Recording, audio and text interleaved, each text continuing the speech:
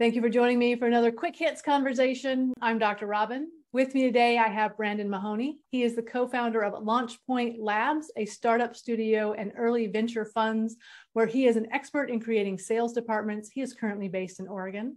I have Ed Samuel. He's a career coach at SamNova, helping mid to senior level leaders get to a better place, whether they are currently working or in transition.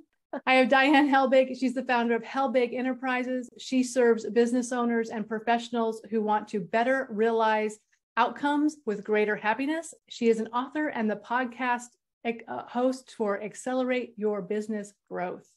The question I have for you three today: how many times do you allow someone to reschedule a meeting before you stop blocking out time in your calendar for them?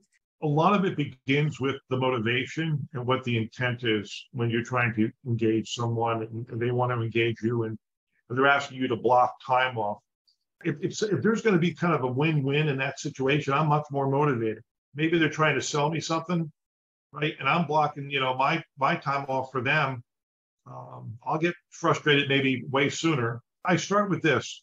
If that meeting gets canceled once, maybe twice, I'll give somebody the benefit of the doubt, because early on in my life, I used to make harsh judgments on people when it comes to these things. I'm way different now. You know what? Life gets in the way. Someone gets sick. My mom got into an accident. Things happen. And I'll let people go, a couple of times, and I understand that. But it goes back to, what's the intent of the meeting? If the intent is to kind of touch base, you're kind of an acquaintance, let's get to know each other. I can deal with it a couple of times, but then at some point, you know what? I make time for everybody, and everybody can make time. That's never the issue. The issue is just whether you want to make time with me or not, and whether it's real or not. So after a couple of times, if they cancel, I'll flip it around, and I'll say to them, you know what?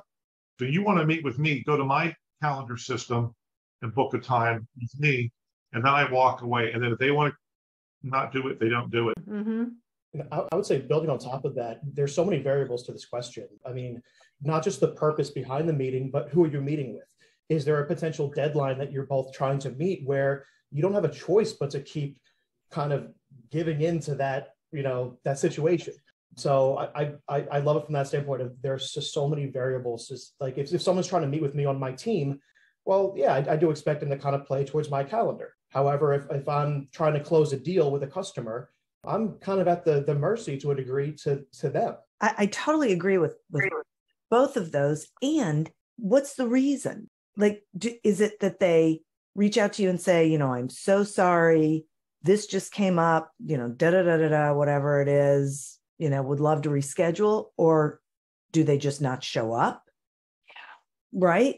Because I really feel like one of the things that we learned through the pandemic was we just don't know what's going on with people, and that we have to give people a little bit of grace, because life has gotten so nutty, and hopefully, that's calming down. But like with my podcast, if people are no-shows and I don't hear from them, I don't even reach out. So I think it depends on the circumstance, but also what's the reason that they need to cancel. And to your point, Brandon, I think for me, if someone's a paying client, so I don't get paid by the hour. So if they're a paying client and they're like, hey, can we move it? Can we change it? Yeah, I'm completely flexible with that. No problem. If it's like a 25-minute hello conversation, I'm with you, Ed. I'll let that go a couple of times. Yeah, we'll reschedule. But if it's a quick hits conversation where I have other people and they call me at like 15 minutes of and are like, oh, sorry, I scheduled a haircut. No, you're not getting invited again. Right. And also, if they're trying to sell me something and I make the appointment, it's on you, right? Mm-hmm. Because I'm probably being generous with my time. I don't necessarily want whatever it is. One of the techniques that people use on me, and I will tend to use on them. So this was 6 months ago, and I want to meet with you, right? And it was at an off-site location. I actually drove there. I'm sitting there waiting for the person to come. So 10 minutes after 9, supposed to meet at 9, no one's there. And I sent a text message to the person, hey, what's going on? We were supposed to meet. And I forgot all about it. Oh. I took a deep breath. And I know this person fairly well over the years. So it was like, a semi-friend. And I thought, you know what? I'll give you the benefit of the doubt. You made a mistake. Now we're going to reschedule 2 weeks out. This time, before I drove anywhere, I sent them a note an hour beforehand, are we still on? And if I don't hear on, I'm not getting in that car and driving anywhere, because now you have to show me some energy on your part. So that's worse than a cancel, right? That's my time in a car. So some people use that method even to confirm with me, even when we have a confirmed meeting. Yeah, I don't mind if someone does that. Like if they reach out to me and say, hey, are we still on? But the auto check-ins like that you get from calendar links where they're like, you have a meeting with them in a week. You have a meeting with them in 3 days. I'm like, stop. You're on my calendar. I don't need 57 emails.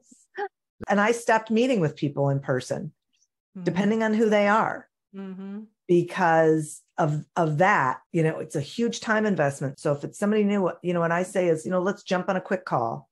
Here's my link. Let's schedule a quick call.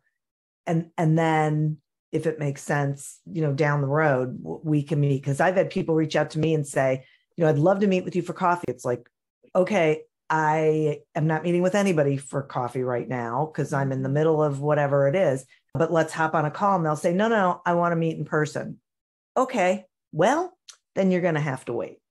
It's also the way they communicate that they're not going to be available. I've had individuals that will let me know, like, hey, like this Thursday coming up is actually not a good time for me. Can we move it? And to me, if you're giving me that advance of notice, that's fantastic.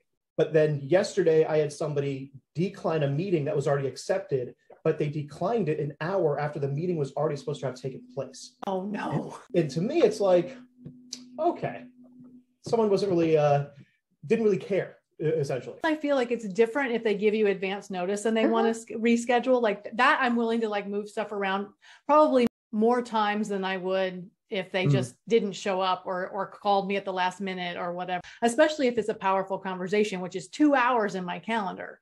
I missed a quick hits recently. And it was because I've been traveling back and forth between East and West Coast, and my calendar, I didn't update it from West Coast to East Coast, or East Coast to West Coast. So I was 3 hours off of when the time was supposed to take place. And I felt horrible. The thing is, you've been on, what is this, 18 quick hits or something? You've missed one. I knew that like, okay, something came up because you just don't bail. So I think that's another part of it, right? Is what is your relationship with the person when something happens? Yeah. People who schedule calls with me and they don't show, I give it 10 minutes. I got more than enough work to do while I'm waiting, and I just go right back to work. But after the 10-minute mark, once it hits like 12, 13 minutes, I will actually go into the calendar system, and I'll actually say, the meeting's canceled. You are a no-show. I hope everything's okay. Feel free to rebook. Because this is a potential client, right? And I don't want to be nasty, and I don't want to not respond. I also want to send a message. You're a no-show. Yeah. A no-show is not good. And that means if you became a client of mine, then are you going to be a no-show as a client continuously? 90% of the time they come back, oh, and I'm so sorry, I got pulled away. I was at work. My boss came in my office, right? And people do reschedule. Yeah. Now, if they do it a second or third time, that's a whole different problem. And if I was to reverse it, and many people call me up every day, and I'm sure it's all of you, they want to sell me something all around the world. Ed, I will make you $100,000 a month if you book a call with me, right? I get those daily, actually. But every once in a while, I'll see something. I say, you know what? That interests me, and I'm interested. So I become the customer, and they're trying to book time with me. But I have no problem rescheduling, though, when I have active clients' needs on the hook, and they are my priority. And I will push them out. Once I push them out a second time, I actually write a note. Look, I'm really busy with clients. Feel free to drop me as a prospect. Right. So I'm okay with that, but they're trying to sell me something too. So I just flipped it around saying it's not just on them. Sometimes it's on me, but I also give them an out. So that is our 10 minutes. So I'm gonna have to cut us off there, but it is a really interesting thing to talk to other people about. How do you handle this issue and what do you do with it? So thank you so much for spending this time with me and allowing me to book time in your calendars. I look forward to speaking to each of you again really soon.